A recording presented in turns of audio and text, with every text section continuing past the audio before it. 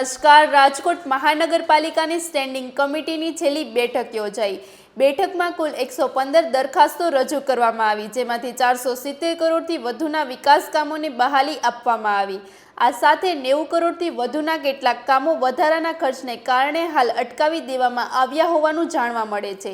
Standing committee chairman Jaymin Thackeray જણાવ્યું કે શહેરના 18 વોર્ડમાં રોડ રસ્તા, લાઇબ્રેરી, સ્પોર્ટ્સ સંકુલ સહિતના વિવિધ કામોને વિકાસના મહત્વપૂર્ણ કામો તરીકે માનવામાં આવે છે અને શહેરના વિકાસને ધ્યાનમાં રાખીને નિર્ણય લેવામાં આવ્યા.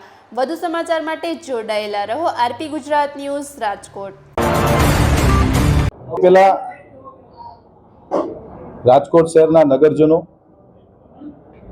અને આપ સૌ મીડિયાના મિત્રોનો ભારતીય જનતા પાર્ટીના કાર્યકર્તા તરીકે અને સ્ટેન્ડિંગ કમિટીના ચેરમેન તરીકે હું આપ સૌનો ખૂબ ખૂબ આભાર માનું છું.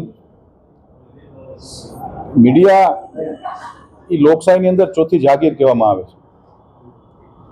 ક્યાંક તમે લોકોએ અમને મદદ પણ કરી છે અને ક્યાંક તમે લોકોએ અમારું ધ્યાન પણ દોર્યું છે.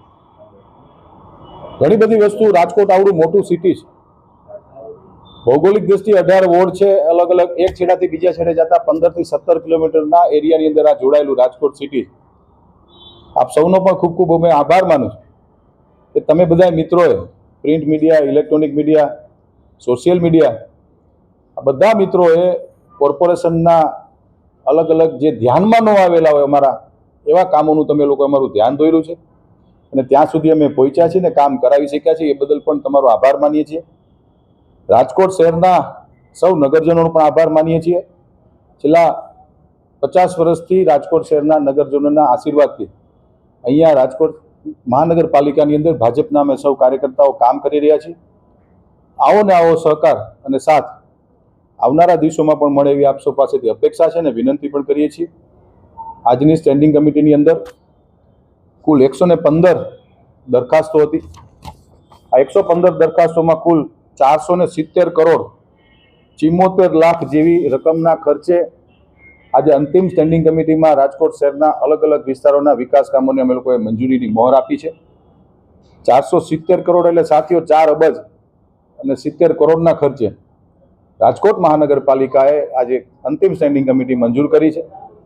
એ બદલ અમને ખૂબ ખૂબ રાજીપો પણ છે અને આવનારા દિવસોમાં આ તમામ કામો રાજકોટ શહેરની અંદર કામ ચાલવાના છે, કામ ચાલુ થવાના છે. એ બદલ પણ અમને ખૂબ ખૂબ રાજીપો છે અને આપ સૌનો અમે આભાર માનીએ છીએ. કુલ આજની સ્ટેન્ડિંગ કમિટીમાં 115 દરખાસ્ત હતી. એમાંથી ક્રમ નંબર 3 પેન્ડિંગ, ક્રમ નંબર 5 રીટેન્ડર, ક્રમ નંબર 34 નામંજૂર, ક્રમ નંબર 54 રીટેન્ડર, ક્રમ નંબર 74, 75 રીટેન્ડર, 76 નામંજૂર, 86 અને 90, ક્રમ નંબર 86 અને 90 રીટેન્ડર. કુલ મિલાવીને વાત કરીએ તો આ ભારતીય જનતા પાર્ટીના 66 કોર્પોરેટરો, અમારા રાજકોટ શહેર ભાજપના અધ્યક્ષ ડોક્ટર માધવભાઈ દવેની અધ્યક્ષતાની અંદર અમે લોકો સંકલનમાં આ ચર્ચા કરતા હોઈએ છીએ, ખર્ચની ચર્ચા કરતા હોઈએ છીએ.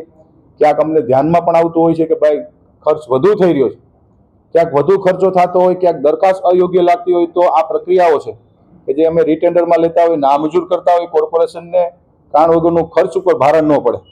કારણ કે આ સરકાર દ્વારા અને રાજકોટ શહેરના નગરજનો દ્વારા ચાલતું આ મહાનગરપાલિકા છે, તો ખર્ચ ઉપર કંટ્રોલ અને નિયંત્રણ રહે એના માટે આજની સ્ટેન્ડિંગ કમિટીની અંદર અંદાજિત કહું છું હું આપને કે 90 કરોડથી વધુના કામો આજે અમે લોકોએ અટકાવ્યા છે.